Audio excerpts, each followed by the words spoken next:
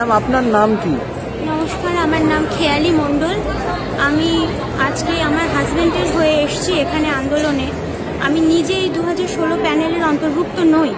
আমার হাজবেন্ডের জন্যই আমি এখানে লড়তে এসেছি। আমার বাড়িতে 3 বছরের বাচ্চা আছে, তাকে রেখেই এসেছি। আমি কোনো দিন আমার মেয়েকে ছেড়ে থাকিনি। আজ প্রথম আমি আমার মেয়েকে ছেড়ে রাস্তায় নেমেছি, কারণ আমার ভবিষ্যৎটাই আজকে রাস্তায় চলে এসছে।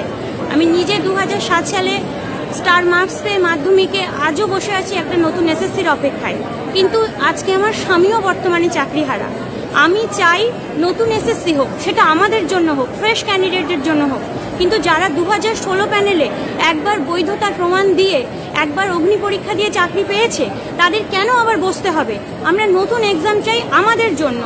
যারা পরীক্ষা দিয়ে আজকে 7-8 বছর সার্ভিস করে এসছে, নিজেদের যোগ্যতার প্রমাণও দিয়েছে, তারা কেন আবার নতুন করে পরীক্ষায় বসবে?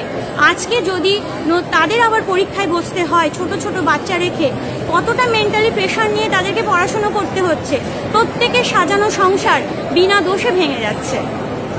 আমি এর তীব্র প্রতিবাদ করছি।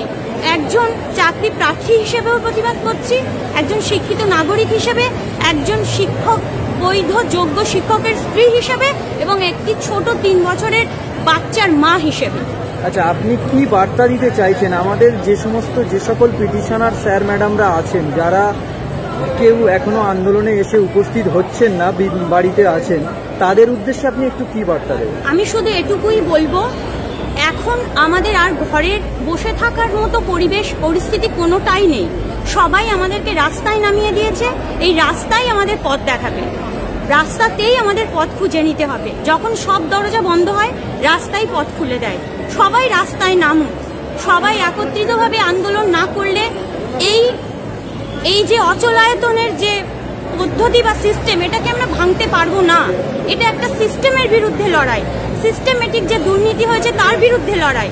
আর এই লড়াইটা ভাঙাটা অনেক শক্তির প্রয়োজন। আপনারা প্লিজ প্লিজ সবাই আসুন, সবাই এখানে আসুন। আমরা সবাই আছি, এখানেই আমাদের পরিবার। ধন্যবাদ।